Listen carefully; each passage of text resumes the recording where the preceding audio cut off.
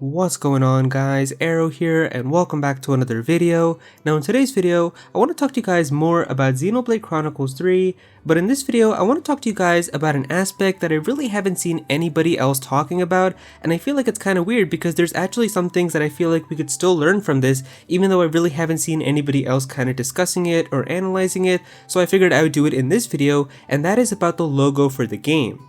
Now, while everyone is talking about the characters and analyzing the trailer, the one thing that I really haven't seen anybody else kind of talking about is the logo, and with Xenoblade games, I feel like that there's a lot of thought that goes into these logos, and a lot of kind of things that we can actually learn about the game just looking at the logo. So in this video, I want to take a look at each of the Xenoblade game logos, and then talk about how the design of the logo makes sense for the stuff that happens in the game, and then finally take a look at the logo for Xenoblade Chronicles 3, and talk about how the logo design for that could potentially relate to stuff and hint at stuff that might happen with the game itself. Now, starting off with the first logo for the original Xenoblade Chronicles, we can see right here that the most interesting part about this logo is kind of the edges of the letters, which have like these paint splatter effects on them, and then also if we take a look at the middle of the text, we can see like these paint splatters that are all around the letters there as well, and then most noticeably, if we take a look at the X that starts off the logo, we can see that one of the sides of the X has this giant kind of paint stroke that goes across it. Now, with the way that this logo relates to Xenoblade 1, it has to do with the Monado itself, so of course the Monado is a very important part of Xenoblade 1,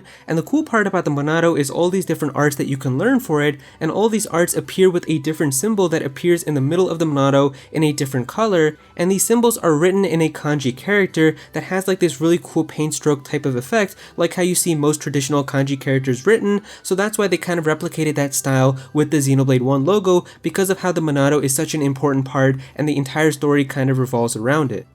Now with Xenoblade Chronicles X, unfortunately I don't have a ton of stuff to say about this one because I haven't had the chance yet to play Xenoblade X myself. I really do want to, the game does look really cool, but it's not on Nintendo Switch and I don't have my Wii U with me, so I really hope that the game does get ported one day, but I do know some things about the game, and one of the things that I always see is that the characters are using guns a lot in the game. I know that Elma uses a gun as well, and if we take a look at the logo for Xenoblade X, it kind of does look like that there's some bullet holes that are being shot through the logo, so I do think that they kind of have a cool effect going for it, and it does make a lot of sense with kind of the stuff that I've seen for the game.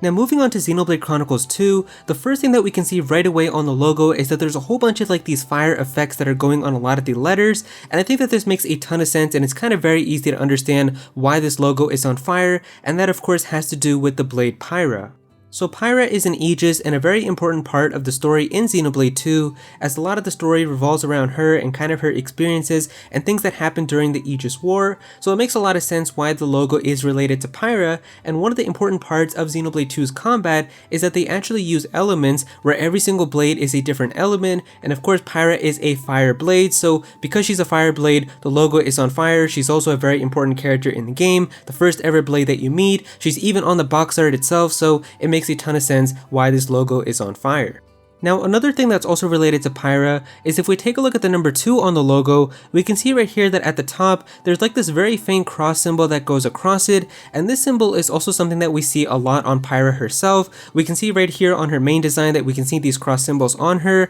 and then also on her swimsuit it goes across her chest with it, and this symbol also appears on the Nintendo Switch Pro controller that came out with the special Xenoblade 2 edition one, so it's actually really cool how this symbol appears a lot kind of throughout the game and the designs that we see on Pyra.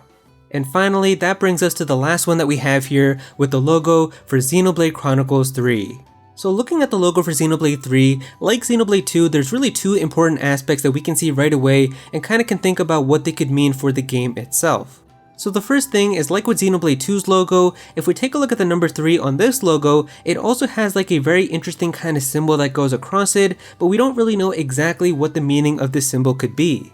Now this symbol is definitely going to have an important part in Xenoblade 3 because we can even see the symbol appear a lot in the artwork for a lot of the Xenoblade 3 characters. If we take a look at Noah right here, we can see that the symbol appears on the back of his hand. If we take a look at Lance right here, we can see the symbol on his chin, and then for Uni right here, we can see the symbol on her chest. Now because of how Xenoblade 3 is divided into two nations with Kieves and Agnes, at first I thought that this symbol only appeared on the Kieves characters because we see it of course on Noah and Uni and Lance, but it looks like that this symbol also appears on the Agnes characters, but they don't want us to know that yet. Now the reason why I'm saying this is if we take a look at Senna right here in this one frame of the Xenoblade 3 trailer, if we zoom in really closely, it does look like that this symbol does appear on her arm here, and this part of her arm is not visible in her official artwork, so it does kind of make me feel that the Agnes characters might also be hiding this symbol somewhere on them, but they just don't want us to know that yet.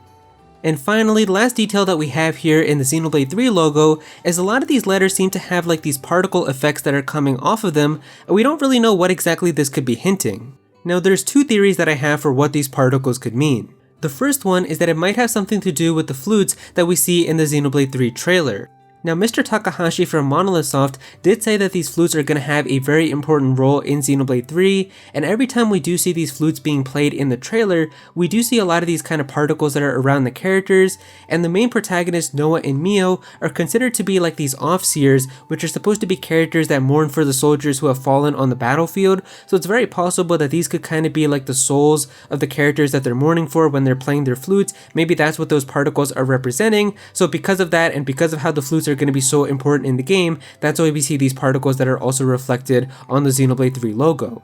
Now I do feel like that this is a pretty solid theory, except the only thing that I find a little bit kind of confusing is if we zoom in really closely to one of these scenes in the trailer where we do see these particles, we can actually see that these particles are in the shape of really small cubes. And if we take a look at the logo, the particles are in the shape of a circle, so they aren't exactly the same types of particles, so I don't really know if those particles could be the ones that are being reflected on the logo.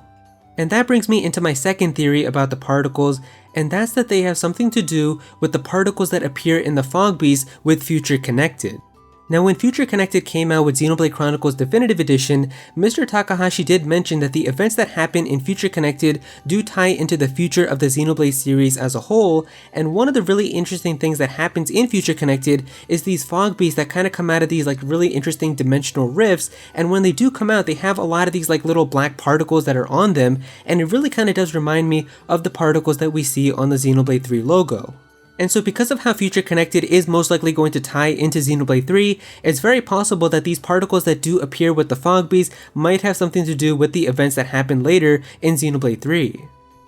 And so yeah, Xenoblade logos are pretty interesting. There's a lot of thought that goes into them, and I really do feel like that the kind of cool little aspects to them that relate to the game are kind of fascinating to think about, so I really do kind of wonder exactly what the Xenoblade 3 logo could mean. If you guys enjoyed this video, then definitely be sure to click that like button, and also comment down below and let me know what you guys think of the logo. What do you guys think the logo for Xenoblade 3 could really mean with all these different things that are happening on it? Do you guys have any theories about the particles and things like that? Definitely be sure to comment down below and let me know. If you're new to this channel, then please be sure to subscribe. I'm definitely going to have some more Xenoblade content in the future, so definitely be sure to subscribe so you don't miss out on that. Click on that bell to become a part of the notification squad. Go follow me on Twitter at Aero so you can be featured in videos, and also join my Discord server as well. We've got a bunch of people in there who are always talking about Pokemon and Smash Bros and Nintendo, so definitely be sure to join that. And yeah, that's pretty much it. Thank you so much for watching.